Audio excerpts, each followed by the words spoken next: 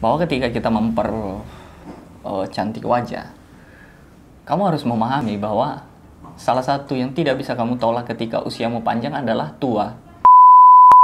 Selamat datang kembali di platar.com, nakal boleh tolol jangan. Nah, di sini saya sudah sama Bang Ardante mau ngobrol-ngobrol soal beauty privilege. Sebenarnya beauty privilege ini sebutan untuk orang-orang yang memiliki paras yang tampan, rupawan gitu kan, cakep, entah laki-laki atau perempuan, dan dia memiliki akses yang mudah untuk kehidupan karena wajahnya yang menarik itu. Nah, jadi kenapa orang-orang good looking itu punya akses yang mudah kepada kehidupan, padahal kita dilahirkan itu tidak meminta untuk berwajah seperti apa, bentuknya gimana. Itu kan kita nggak pernah minta untuk dilahirkan seperti itu. Nah, kenapa yang good looking ini bisa dapat bantuan dari kehidupan itu lebih baik gitu loh. Tadi kan udah disinggung bahwa beauty privilege itu adalah, privilege itu kan hak istimewa yang dimiliki oleh seseorang dalam keadaan tertentu. Kemudian beauty privilege ini adalah hak-hak keistimewaan yang didapatkan oleh orang-orang yang berparas cantik atau tampan dalam kehidupan. Dan orang yang tidak good looking atau tidak cakep ini memang cenderung tidak mendapatkan perlakuan demikian.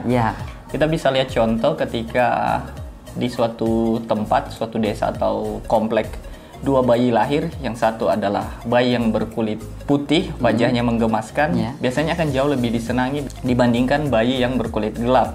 Kemudian tampangnya kurang menarik gitu, kurang lucu. Nah, itu memang tidak bisa dipungkiri. Satu kasus lain adalah Dimas Raffi Ahmad, tukang bakso yang memang wajahnya mirip Raffi Ahmad dan kebetulan wajah seperti itu dianggap sebagai cukup ganteng, good looking lah. Dan karena mirip Raffi Ahmad, maka dia kehidupannya berubah banyak. Itu nggak bisa dipungkiri dalam beberapa kasus. Kemudian ngapa sih orang-orang yang cakep ini punya kemudahan-kemudahan dalam hidup? Nah, itulah. Dalam kasus kehidupan sebenarnya yang paling banyak berpengaruh ini adalah perempuan sebenarnya. Kalau laki-laki mungkin nggak terlalu banyak ya. Dibandingkan laki-laki dengan perempuan yang cantik biasanya jauh diperlakukan lebih lembut, lebih istimewa dibandingkan perempuan yang berparas biasa. Jadi ya di bawah standar apalagi. Di bawah standar. Ya kan kita bisa lihat kalau misalkan orang cantik yang melakukan sebuah kesalahan itu dianggap sebagai dapat dimaklumi. Dan masyarakat pun mendukung secara moral, maksudnya ya itu cuman kesalahan sebagai manusia biasa, hilaf lah. Giliran orang yang dianggap kurang cantik ini melakukan sebuah kesalahan yang sama atau bahkan tidak lebih buruk daripada apa yang dilakukan si cantik ini, biasanya perlakuannya jauh lebih buruk. Justifikasinya tuh lebih berat gitu kayaknya tuh. Bilangin udah jelek, gini lagi, dan segala macam. Itu nggak bisa dihindarkan. Lalu kenapa hal ini bisa terjadi? Jadi cantik itu kan sebenarnya persepsi. Bahwa ukuran cantik di setiap tempat itu gini-gini. Sebelum internet ditemukan, ukuran cantik di suatu daerah itu berbeda-beda. Aku yakin ukuran cantiknya orang Jawa itu sangat jauh berbeda dengan orang Eropa. Ketika globalisasi belum terjadi, pertemuan antara berbagai bangsa belum terjadi. Namun ukuran cantik saat ini memang hampir seragam di seluruh dunia. Bahwa cantik itu harus putih, mancung, tinggi, langsing, dan segala macam. Nah, ini kan penyeragaman yang dilakukan karena ada yang keterbukaan oleh dunia. Nah, cantik itu kan secara tidak langsung adalah kesepakatan oleh orang banyak bahwa yang cantik itu adalah yang putih, sedangkan yang hitam dianggap tidak lebih baik daripada yang putih, yang mancung lebih baik dan segala macam. Sehingga orang-orang yang cantik karena jumlahnya jauh lebih sedikit dibandingkan orang yang berparas biasa. Dalam konteks kesepakatan masyarakat ini, ya namanya yang sedikit itu biasanya istimewa. Ketika itu dianggap baik loh ya. Tapi kalau sedikit karena dia koruptor dan maling itu bukan istimewa. Diadap itu namanya.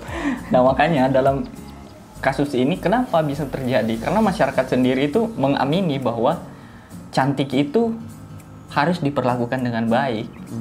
Kembang desa diperebutkan oleh banyak laki-laki, dan itu kita tidak bisa pungkiri. Maksudnya itu tidak bisa dibantahkan. Ini kenyataan.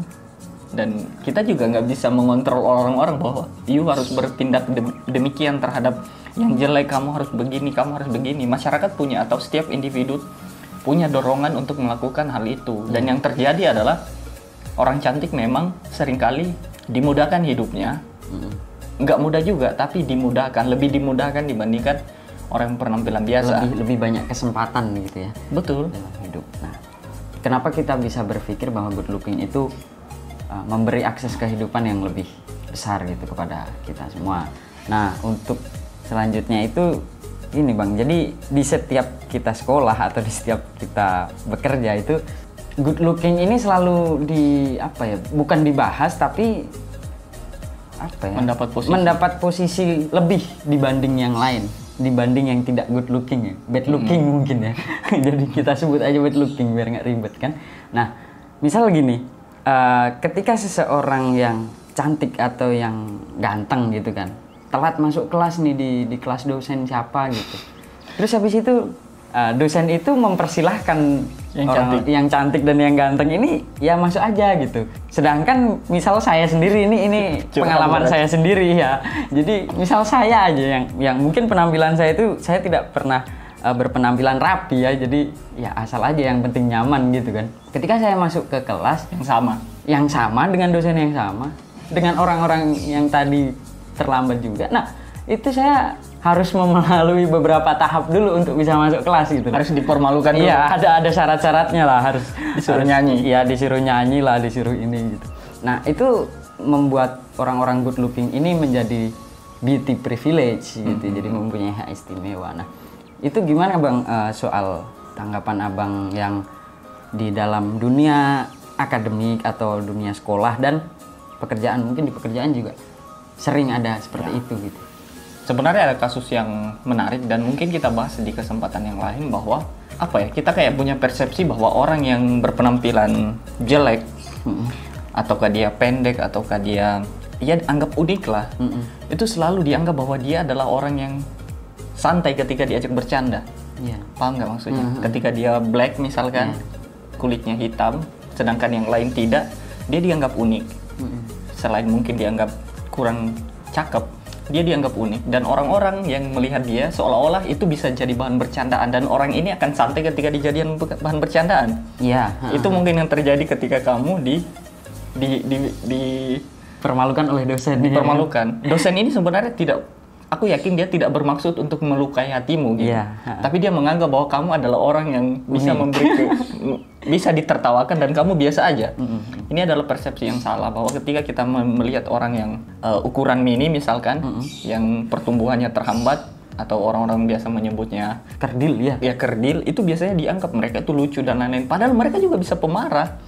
Sedangkan orang-orang yang bertubuh besar dan gagah, terlihat cool, itu dianggap sebagai orang berkarisma, harus dihormati dan lain-lain. Ini lagi-lagi bahwa menjustifikasi sesuatu dari apa yang nampak. Itu yang akan kita bahas di lain waktu. Kemudian bagaimana sih menanggapi beauty privilege? Yang pertama adalah ketika kamu bagian dari orang yang beauty privilege, ya itu syukurilah gitu. Kita tidak bisa memilih dan kita tidak bisa menampilkan bahwa itu memang ada. Ketika bekerja ada persyaratan bahwa berpenampilan menarik di bawah, sehingga yang tidak berpenampilan menarik mungkin akan tersisih. Dan memang ada pekerjaan-pekerjaan dalam dunia yang sangat komersil ini, komersil kita menyebutnya dunia yang sangat komersil. Memang ada posisi-posisi yang hanya bisa ditempati oleh orang-orang beauty privilege. Untuk kosmetik dan segala macam, atau mungkin front office dari sebuah perusahaan, karena setiap orang senang melihat cewek cantik sehingga betah berbelanja dan lain-lain. Walaupun dalam konteks ini ya kecantikan ini dieksploitasi, tapi toh orang ini mungkin tidak merasa dirugikan karena dapat bayaran yang setimpal. Itu memang ada. Tapi untuk orang-orang yang cantik, mereka juga punya tantangan. Nah itu Bang, ketika mereka sudah bekerja keras, menunjukkan prestasi dan segala macam, itu lagi-lagi sebagian besar orang akan memandangnya modal tampang. Padahal orangnya memang cerdas. Ketika dia mencapai posisi dan segala macam, paling dia modal tampang doang, paling gini dan gitu. Jadi pergosipannya seputar itu, bahwa orang-orang seperti ini hanya mengandalkan tampang, walaupun memang di realitas kehidupan banyak yang seperti itu. Tapi tidak sedikit pula orang yang memang pintar dan kebetulan wajahnya cakep, yang cantik. Nah, kemudian untuk orang-orang yang biasa saja atau bahkan di bawah standar, saya kira kita sudah mulai harus memilih opsi-opsi yang lain. Kita tidak bisa menampilkan bahwa kita sering mungkin mendapat kesulitan-kesulitan karena urusan wajah. Lah iya. Pada proses-proses tertentu bahwa kita mulai harus menempuh perjuangan yang mungkin 2 kali lipat dibandingkan orang yang memang terlahir cakep. Iya. Menempuh di memperdalam skill, memperdalam kemampuan dan segala macam. Toh pada akhirnya kalau kamu biasa saja tapi duitmu banyak, juga bakal mendapat posisi. Iya.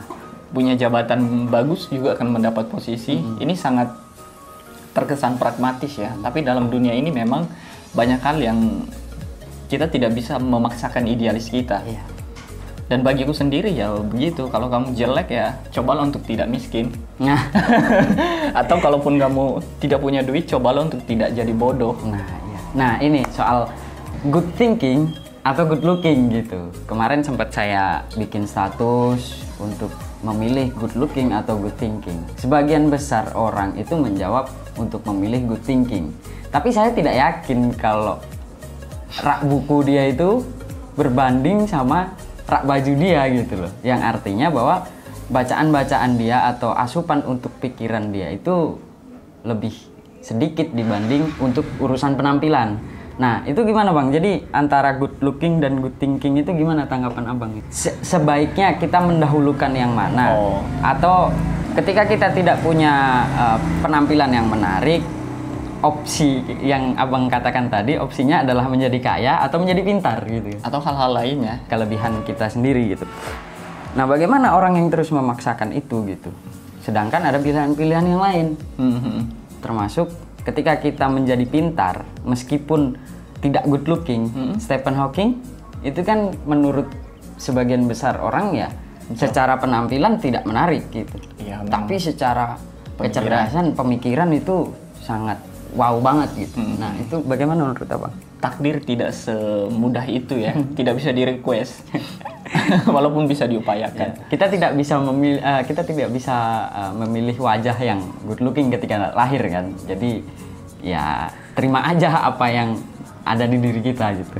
Oh ya, ketika berbicara soal good looking dan good thinking, menurutku dua-duanya bisa di-upgrade ya. Wajah dengan perawatan. Ekstrimnya adalah operasi plastik. Ya. Kemudian pikiran dengan membaca buku, berdiskusi, atau intinya belajar lebih banyak daripada orang lain. Dan dua-duanya membutuhkan waktu dan dua-duanya membutuhkan pengorbanan menurutku. Baik itu dari pengorbanan material atau yang lainnya. Tapi ketika ditanya mana yang lebih didahulukan, aku pribadi berkata begini bahwa ketika dua-duanya butuh pengorbanan, butuh waktu dan segala macam, kita harus melihat sisi kerugian. Bahwa ketika kita cantik wajah, kamu harus memahami bahwa salah satu yang tidak bisa kamu tolak ketika usiamu panjang adalah tua. Dan otomatis valuasimu akan menurun, nilaimu akan menurun ketika mengedepankan kecantikan. Kamu model sekarang, diundang foto sana sini dan lain-lain, percayalah bahwa beberapa tahun ke depan kamu akan digantikan, walaupun dengan perawatan yang maksimal, karena penurunan kualitas dari wajah itu sendiri. Sedangkan pikiran menurutku enggak. Mungkin memang daya ingat kita itu turun, tapi dibandingkan dengan nilai dari isi kepala dengan nilai dari wajah ini, penurunannya sedrastis apa, menurutku lebih cepat wajah ini. Kita bisa bicara soal Habibie, kemudian Stephen Hawking dan lain-lain. Apa yang pernah mereka tuliskan, abadikan, urusan pikiran, karena itu dikonsumsi oleh banyak orang, dimanfaatkan oleh banyak orang, itu tuh berlanjut. Nilainya Habibie ya tetap bicara soal pesawat, walaupun di usia-usia akhirnya dia tidak lagi mampu melakukan apapun atau tidak banyak berkontribusi dengan hal-hal seperti itu. Betul. Stephen Hawking juga sama, di akhir-akhir hidupnya aku yakin juga sudah tidak bicara soal teori. Makanya menurutku ketika effortnya sama, apalagi memang kita yang terlahir memang tidak tampan, sehingga ketika memilih untuk memaksa diri good looking padahal kamu tahu wajahmu adalah jauh dari standar tampan masyarakat umum, ya itu akan sangat menguras biaya dan waktumu. Kenapa waktu yang sama, biaya yang sama tidak kamu gunakan untuk memperdalam ilmu, pengetahuan dan kemampuan tertentu? Yang jelas itu valuasinya jauh lebih bagus.